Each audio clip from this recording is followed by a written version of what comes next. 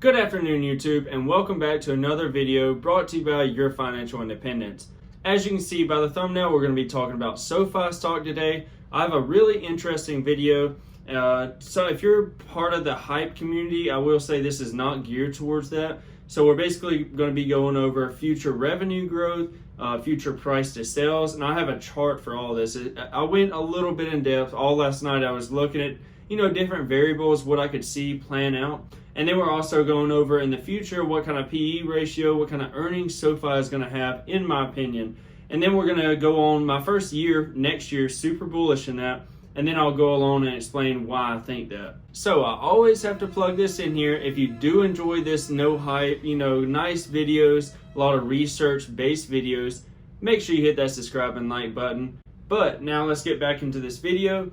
So now we're going to go into one of the reasons that I feel like this SoFi is going to be very bullish next year, and that's because most of y'all might or might not know they actually have a stadium, NFL stadium that's named the SoFi Stadium. So now before we get into the numbers, I kind of want to explain why I believe SoFi is going to be so bullish, at least over analyst estimates this year or this coming up year, and that's because the Super Bowl is going to be held in the SoFi Stadium. So it reads here, after a 6-year hiatus, the Super Bowl will return to Golden State in February of 2022, Super Bowl 56, which is going to be held inside California's SoFi Stadium, which opened up in September of 2020, the home of the Rams and the Chargers. So now to get in some of the capacity, which is part of the reason why I think there's going to get so much good advertisement of this. SoFi Stadium normally sits about 70,000, but the numbers can expand up to 100,000 people.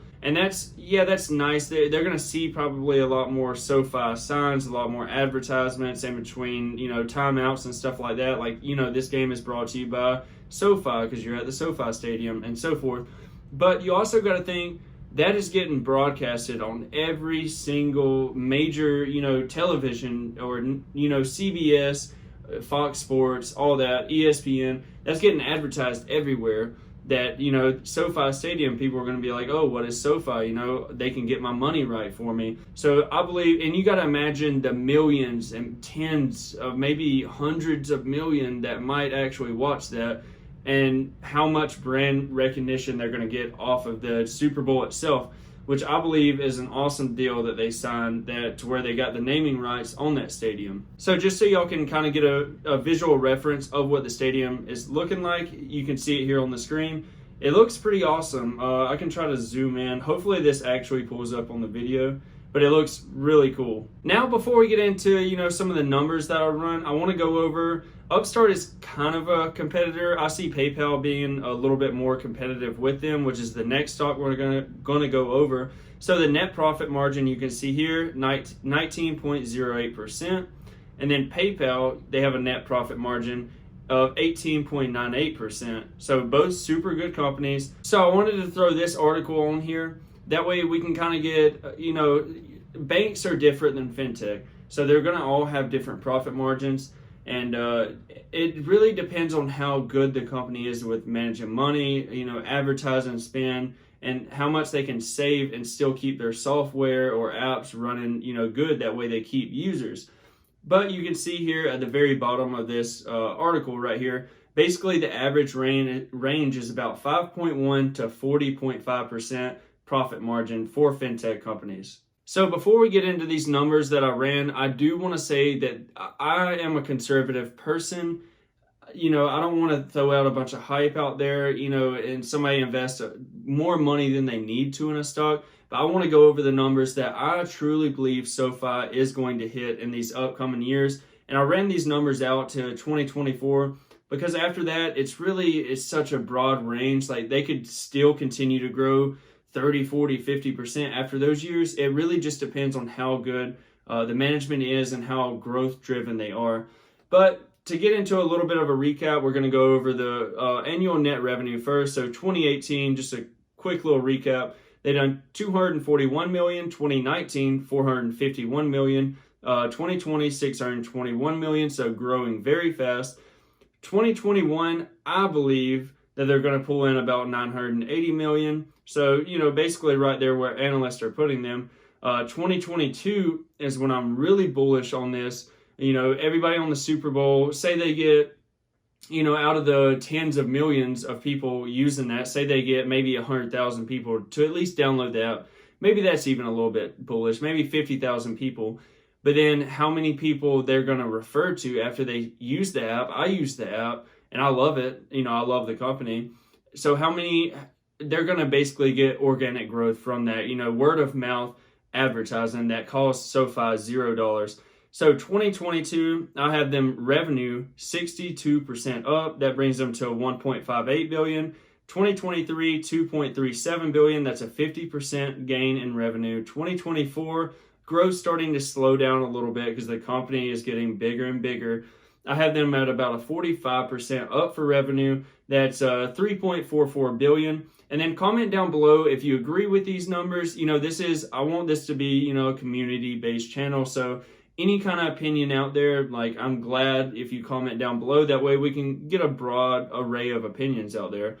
So now we're going to go into the market cap and dive into what kind of price to sales ratio we can get off of that net revenue that they're getting. So 2021, I have them at a 16.83. So pretty expensive. And this is if you're buying the stock. I think I've done these numbers at around like $20.50 a share price or 21, somewhere in that range. So the stock's moved up a little bit more from that. So 2021, I have them at 16.83. 2022, 10.44 price to sales. 2023, a 6.96. 2024, 4.79. And, obviously this is if you're buying the stock right now. This is basically what you're paying in the future as long as they keep accelerating growth. The company still is, mission oriented at getting people better at their money, which is an awesome mission statement. So now we're going to forecast out into the future. I didn't even start with 2021 because I don't think they're going to be profitable. I think they're still going to try to take market share. So a lot of advertisement spend. So forecasted PEs with profit margins. So this is kind of even more conservative and just what I kind of expect out of the company. I believe they're a 20% margin company. And then what the PE comes after that. So 2022, 15% profit margin, that's 237 million, 20% profit margin, 316 million. That would bring them, and so the first two numbers are at a 15% margin.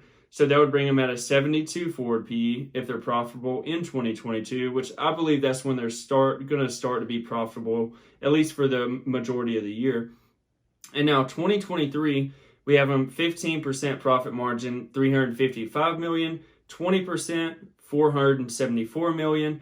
And now that would be a 47 PE with the 15% profit margin. 2024, this is when it gets really interesting. I believe they're definitely, if any of these years, this is going to be the year they're going to hit this 20% profit margin. So 2024, 15% margin would be 516 million, 20%, 688 million.